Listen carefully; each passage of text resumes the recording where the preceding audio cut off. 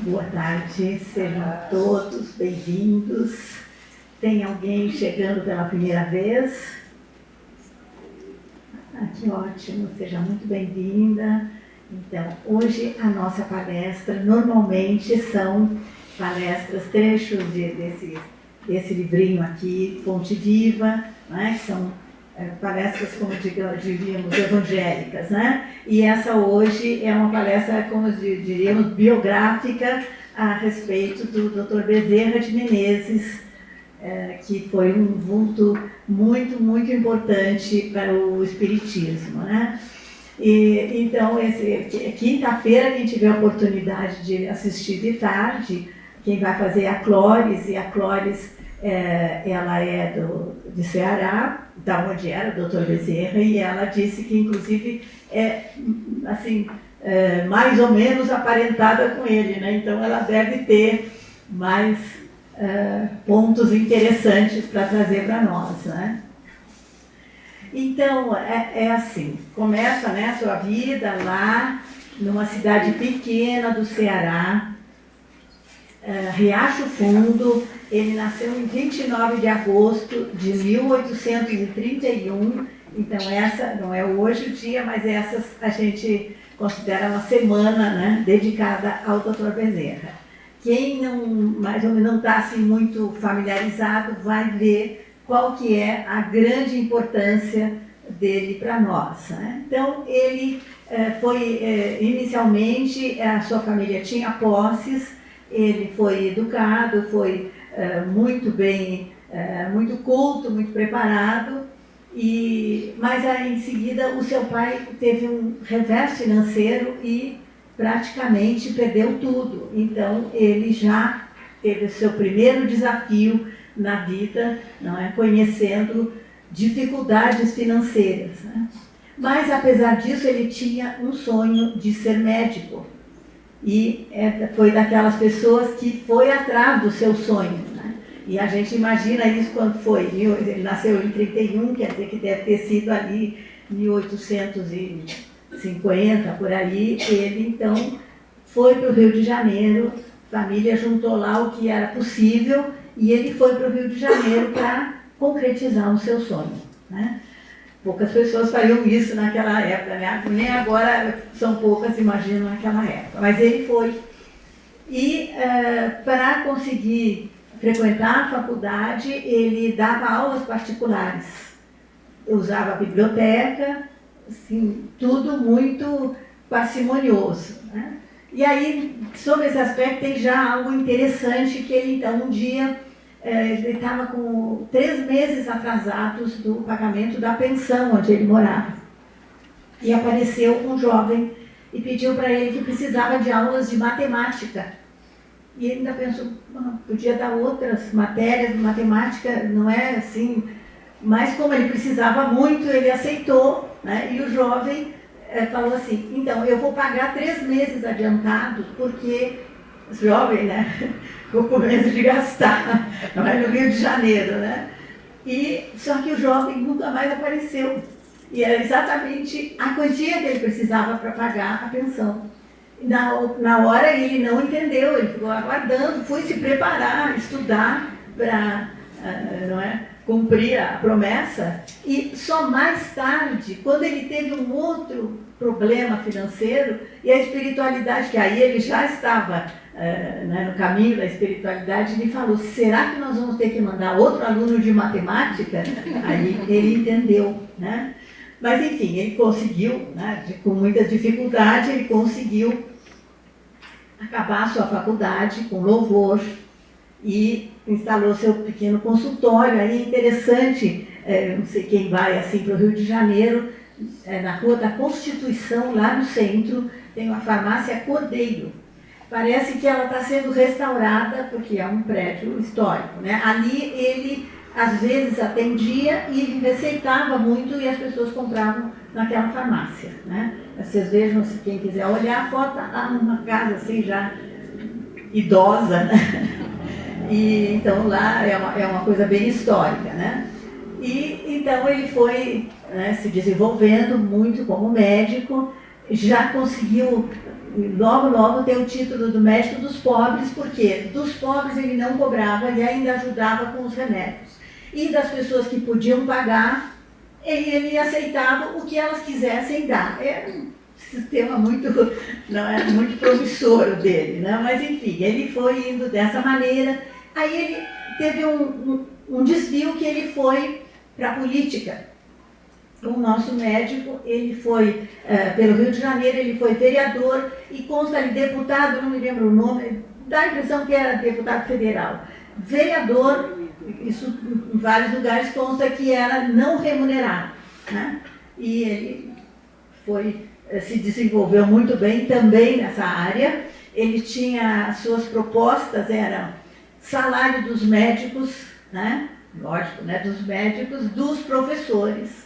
Já tinha uma grande preocupação, né? Outra preocupação muito interessante, gente, poluição da Baía de Guanabara. Eu fiquei, imaginar que a poluição da... Agora a gente já fica imaginando, será que tem? Mas imagina em 1800 e qualquer coisa, né? Interessante. Então ele já tinha essa ideia, né? Ecológica, né? Bem avançada, né?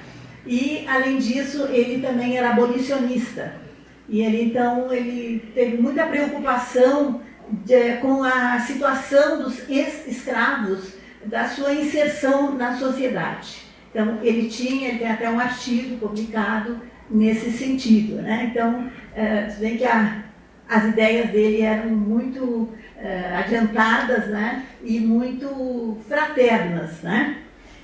Bom, seguiu ele, ele perdeu 2 filhos e perdeu a esposa. Naturalmente, claro, ficou muito desolado. E aí alguém lhe emprestou o Livro dos Espíritos, que recém estava chegando aqui no Brasil, né? E ele ia, a gente é tão curioso, né? Ele ia para Tijuca, de bonde, levava assim quase que 1 hora, e aí ele ia lendo o Livro dos Espíritos. E começou, interessante, que ele achava assim que não tinha muita novidade o que ele lia. Ele parecia assim, né? Sei lá, que ele já conhecia aquilo, né? Mas assim, alguém já perguntou isso em pós-palestra, se ele se comunicou com Kardec. Não se comunicou, pelo menos eu não achei isso, porque assim, o Kardec nasceu em 1804 e morreu em 1869. E o Bezerra, então, nasceu em 31 e morreu em 1900, mas ele só foi mesmo aderir ao Espiritismo nos últimos 20 anos, então não deu tempo, né? Então, pelo menos eu não achei que eles tenham se comunicado. Pode ser que, né? Espiritualmente é bem provável, né? Então, ele já, essa hora, ele já saiu da política, começou a se consolar através do Livro dos Espíritos, né? E começou, então, a se aproximar do Espiritismo, né? Publicava artigos no jornal, acho que é um jornal bem importante, com o pseudônimo de Max, porque assim ele ainda não tinha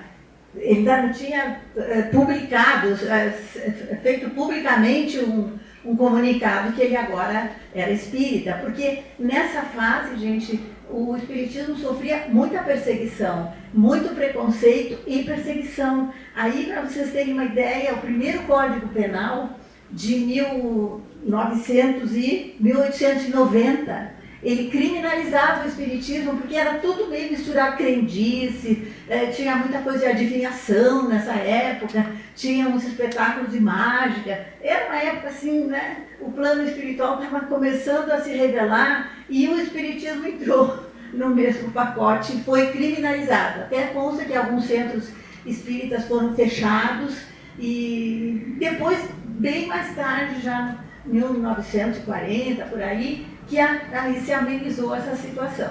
Às vezes ainda a gente sofre algum preconceito, mas ninguém está sendo preso por causa disso, né? Bom, então, ele finalmente vai mesmo para o espiritismo e ele teve um papel muito importante, porque ele era um conciliador, uma pessoa muito preparada, fazia umas palestras muito eloquentes, que tinham pessoas que se curavam só de ouvir as palestras dele, o olhar dele, ele olhava para as pessoas, e tem uma passagem bonita no Evangelho que diz que Jesus olhava as pessoas nos olhos. Então, sei lá, né? Ele acho que tinha um olhar assim, muito penetrante, né?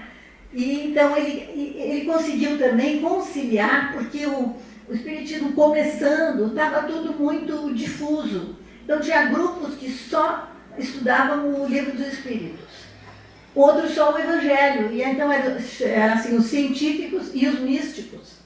E meio que não se davam, né? Mas ele conseguiu fazer uma união dessas pessoas, desses grupos, né?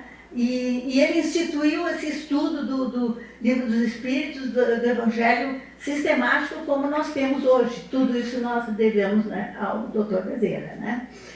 Então, ele seguiu aí na sua vida maravilhosa, uma vida muito rica, né? Rica de realizações, né? Porque ele acabou paupérrimo, né? Porque tudo que ele podia, ele doava, ele ajudava as pessoas, então realmente ele não angariou fortuna com a medicina, ele era cirurgião também, e ele também começou a aderir à homeopatia, porque a homeopatia entrou no Brasil nessa época, e muito através dos médicos, que receitavam homeopatia, e consta que tinha até grupos de médicos que davam passes também. Então, estava tudo meio, como diz hoje, né, junto e misturado, né, gente? E aí, nós temos essa vida maravilhosa, né? Que eu acho importante nessa parte desse sonho, desse talento que ele tinha, essa vontade de ser médico, e foi concretizar, né? Quantas pessoas passam uma vida, gostaria disso, mas gostaria não resolve nada, né, gente? Então, eu acho que é bem importante o papel que ele teve, né? E no final ele realmente estava numa situação bem difícil, e consta que as pessoas iam lá, ele teve parece que é um aneurisma, ele ficou bastante tempo acamado, e as pessoas iam lá visitar e colocavam uma ajuda debaixo do travesseiro, porque sabiam, né, que a família estava passando bastante dificuldade com todo ele doente por muito tempo, né? E então, eu acho que é isso importante. Depois, se for possível, um pós-palestra, não sei se o nosso dirigente do passe vai me liberar ou não, eu vou gostar de falar um pouquinho desse livro, O Médico Jesus, do José Carlos de Luca, que recebeu teve um sonho com o Dr. Bezerra, que lhe disse que ele deveria escrever um livro sobre curas. Mas ele não é médico, né? Ele pensou, mas eu não sou médico, né? Mas o Dr. Bezerra insistiu, e ele, então, nos trouxe esse livro lindo, né? E que tem uma frase aqui muito bonita, que eu acho que é importante para a gente pensar, né? Que doenças, né, são provas, né? São grandes degraus que a gente consegue subir se a gente consegue enfrentar bem, né? Então ele diz, né? Jesus continua sendo o nosso divino médico, receitando o amor por solução das nossas dores, pois somente o amor é remédio capaz de arrostar a doença do egoísmo para bem longe do nosso caminho, e que as bênçãos do Cristo em favor da saúde encontrem nosso coração sintonizado na frequência do amor. Muito obrigada.